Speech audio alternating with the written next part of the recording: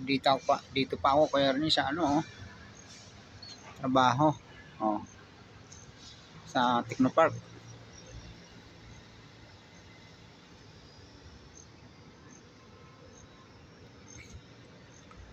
Gagabihin ako at may hahatid pa ako hanggang alas 8 pa, OT. Sensya na.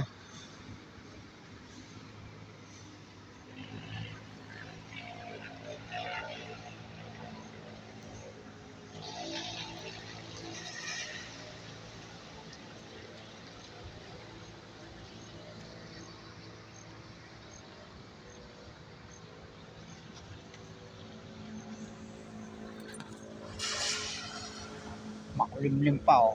Ang uulan pa mamaya. Mahirapan ang mga punta magmumotor. Tsaka gabi na yun, eh. So, dapat sana alas 5 makapunta na dyan. Kaya mga kapote na nga suot yung ibang magmumotor, oh.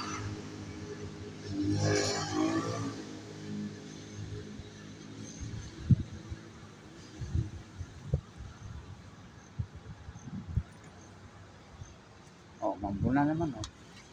Sabi ko pa lang, mambunagan.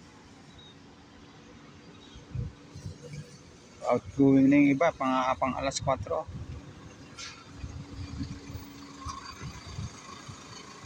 Pangitong. Ayan, oh. Yosin Logistic.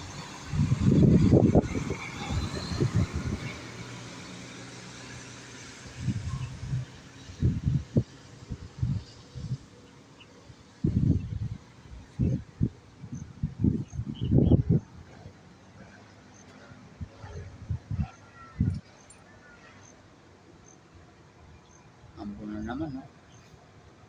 Pang ano na to? Pang 3 weeks na tong ulan. Sabado lang ata uminit sa loob ng 3 weeks. Isang araw lang sumikat ng araw.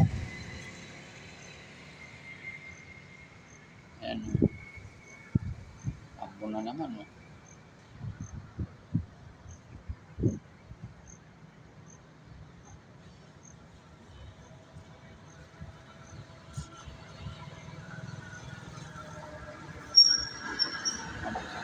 Pas na sa speed limit to, oh. 40 lang, oh.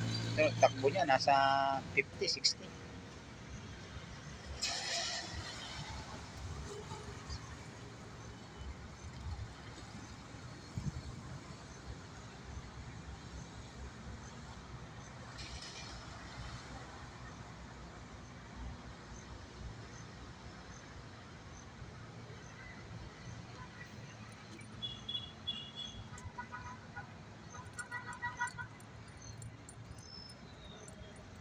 Diyan ba sa inyo mga idol?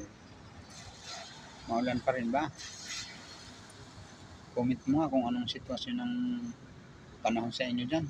Kung maulan pa ba o mainit na. Kung saan man lupalop ng lugar itong dumating videos ko, paki-comment na lang kung maulan ba dyan sa inyo o kumusta naman ang sitwasyon ng baha sa inyo, kung bumabaha ba o hindi. Dito sa amin, sa kabutihang palad naman, hindi naman binabaha dito sa amin sa Laguna. Dito sa parting Langkiwa, Timbao, Luma, yun, malamig, hindi binabaha dito mga idol. Swerte pa rin kasi nasa mataas kayong lugar mga idol. Kayo ba mga idol, nasa banda kayong lugar? Doon ba sa mga binabaha ay ingat-ingat lang po sa baha at delikado ho yung sakit na leptospirosis.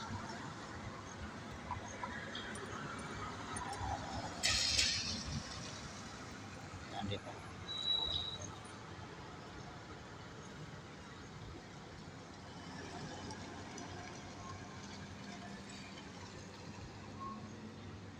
Ayan.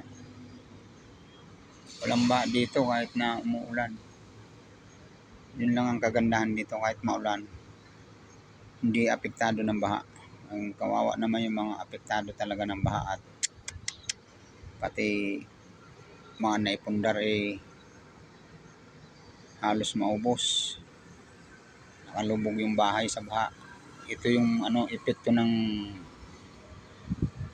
to siguro, hindi na to kapabayaan ng gobyerno. Kumbaga ito dahil sa mga politikong nakaupo sa gobyerno na ang pundo ng flood control nakurap daw, pero walang umamin na may nagkurap. Panay investigasyon.